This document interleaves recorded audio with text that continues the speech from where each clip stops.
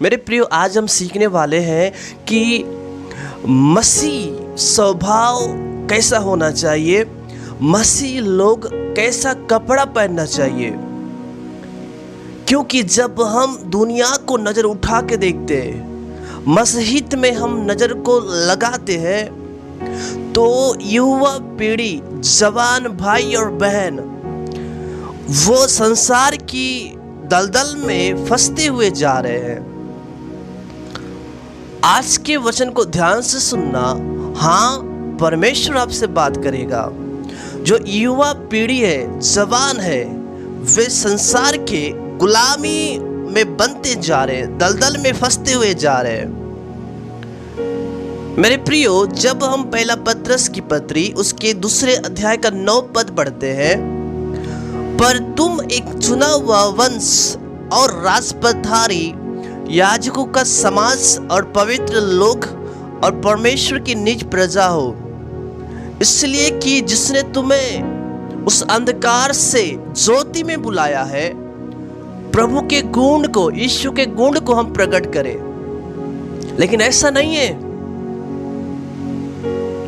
यदि हम लेवी व्यवस्था की पुस्तक उसके 21 अध्याय का 10 पद पढ़ते हैं, लिखा है, जो अपने भाइयों में मां याजक हो, जिसके सिर पर अभिषेक का तेल डाला गया हो और जिसका पवित्र वस्त्रों को पहनने के लिए संस्कार हुआ हो, वह अपने सिर के बाल बिखरने न दे और न अपने वस्त्र फाड़े।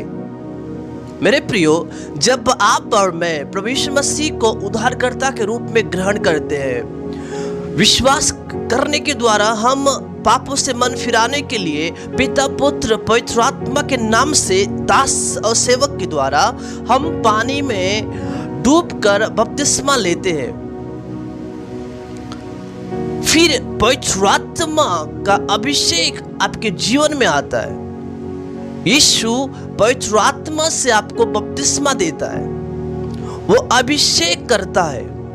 जो अभिषेक का तेल डाला गया है, जो याजक है, क्योंकि हमने पढ़ा तुम एक चुना हुआ वंश और याजक के समाज हो।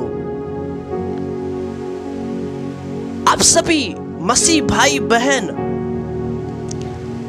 अपने वस्त्र को न फाड़े, बाल को बिखरने न दे। बाइबल बतलाती है अपने बाल को बिखरने न दे। लेकिन होता क्या है, कोई तो बाल यहां तक बढ़ाता है, कोई तो यहां तक, और न जाने क्या किया। बालों को स्टाइल करके अपने आप को तैयार करते हैं, कभी इधर चिकना कभी इधर चिकना, बीच में अब पहाड़ जैसा उठा रहता है। मसीह लोगों को शोभा नहीं देता है। बाल को बिखरने न दे, अपने वस्त्र को न फाड़े।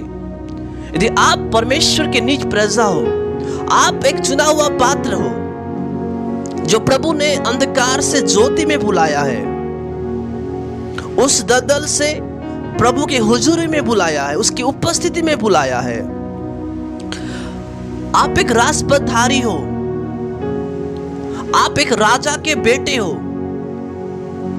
यीशु हमारा राजा है। विश्वास करने के द्वारा मैं और आप क्या हुए? उसके बेटा और बेटी हुए।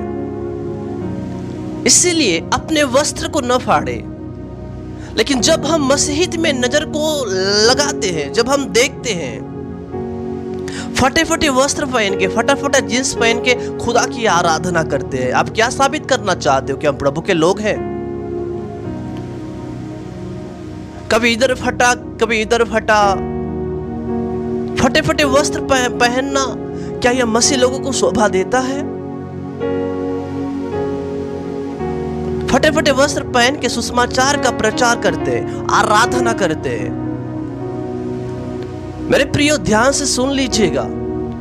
परमेश्वर ने आपको बुलाया है उसके गुण को प्रकट करने के लिए, प्रभु के स्वभाव को प्रकट करने के लिए। इसलिए फटा फटा वस्त्र न पहने। जब हम व्यवस्था विवरण की पुस्तक 22 अध्याय का 5 पद पढ़ते हैं, कोई स्त्री पुरुष का पहरावा न पहने। लेकिन नहीं, ये उल्टा है। अब दुनिया उल्टा ही चल रही है। किसी को कोई फर्क नहीं पड़ता। क्यों? क्योंकि पूरी दुनिया ऐसा चल रही है।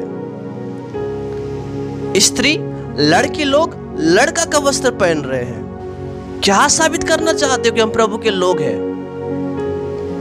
कोई स्त्री पुरुष का पहनावा न पहने, और लिखा है और कोई पुरुष स्त्री का पहनावा न पहने। सब कुछ उल्टा चल रहा है। क्यों? लाइफ है, अपने हिसाब से जीना है। जियो, जितना दिन जीना है जियो, लेकिन चेतावनी सुन लो, वचन को सुन लीजिए। पुरुष, लड़का लड़की का कपड़ा न पहने, लड़की का वेशभूषा का धारण न करे। लेकिन नहीं, लड़का लोग यहाँ पे बाली पहनते हैं, यहाँ पे पहनते हैं, यहाँ पे पहन लीजिएगा, यहाँ पे पहनिए, और साड़ी पहनिए, सूट पहनिए, सैंडल भी पहन लीजिए।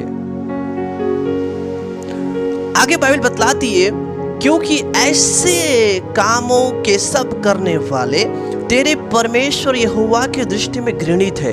परमेश्वर ऐसे लोगों को पसंद नहीं करता है। मेरे प्रियो, ऐसा वस्त्र पहने जो जैसे कि हमारा वस्त्र सुहावना हो, परमेश्वर को भी पसंद आए और लोगों को भी पसंद आए। वस्त्र हम क्यों पहनते हैं? अपना देह को ढांपने के लिए, दिखाने के लिए नहीं। मच्छरदानी टाइप का वस्त्र को नहीं पहनना। मेरे बहनों, मेरे भाइयों, ध्यान से सुन लीजिएगा। ये अपमान की बातें हैं, ये लज्जा की बातें हैं, ये शर्मिंदा की बातें हैं। इससे प्रभु का नाम बदनाम होता है। ऊंचा नहीं उठता यीशु का नाम, महिमा नहीं पाता यीशु का नाम। हम क्यों अपने वस्त्र को फटा फटा करके और अपमानित और लज्जित वाला काम करें? परमेश्वर चाहता है कि हमारा वस्त्र सुहावना हो। जब हम पहला पत्रस की पत्री 3 अध्याय का 4 पद पढ़ते, वरन तुम्हारा छिपा हुआ और गुप्त मनुष्यत्व नम्रता और मन की दीनता की अविनाशी सजावट से सुसज्जित रहे, क्योंकि परमेश्वर की दृष्टि में इसका मूल्य बड़ा है। आमेन, हालेलुया। मेरे प्रियो, हाँ, अच्छी बात है आप अपने आप को कपड़ों से संवारते हैं, लेकिन ऐसा वस्त्र पहनना जो परमेश्वर को पसंद आए, लोगों को पसंद आए। परमेश्वर, हमारा परमेश्वर बाहरी रूप को नहीं देखता है, वह वरन गुप्त मनुष्यत्व को देखता है। वह नम्रता और मन की दीनता को देखता है। इसका मतलब मन की दीनता को हम सवारे, जो कभी नाश नहीं होता। इस अविनाशी सजावट से अपने आप को सुसज्जित रखे, क्योंकि परमेश्वर के दृष्टि में कपड़ा का मूल्य बड़ा नहीं है, आपका चेहरा का मूल्य बड़ा नहीं है, मेकअप का मूल्य बड़ा नहीं है, लिपस्टिक का मूल्य बड़ा नहीं है, फटे फटे वस्त्र का मूल्य बड़ा नहीं है। मन की दीनता, ये परमेश्वर की दृष्टि में बड़ा है। आमेन, हालेलुया। जिसके अंदर नम्रता है, ये प्रभु के नजर में बहुत बड़ा है। इसलिए सबसे ज्यादा अंदर के मनुष्यत्व को तैयार करे, बदलाव करे, परिवर्तन करे। किसी ने सच कहा है, जब आप अंदर के मनुष्यत्व को परिवर्तन करेंगे, आप बाहरी मनुष्यत्व भी परिवर्तन होता चला जाएगा। आमेन, हालेलुया। बोलो यीशु मसीह की जय। यदि आज आप पहन रहे हैं, ये वचन को ध्यान से सुन लीजिएगा, पहनना छोड़ दीजिए। जैसा प्रभु को पसंद है ऐसा वस्त्र पहनिए। देखिएगा, पहनने के द्वारा प्रभु की महिमा होगा। आमेन।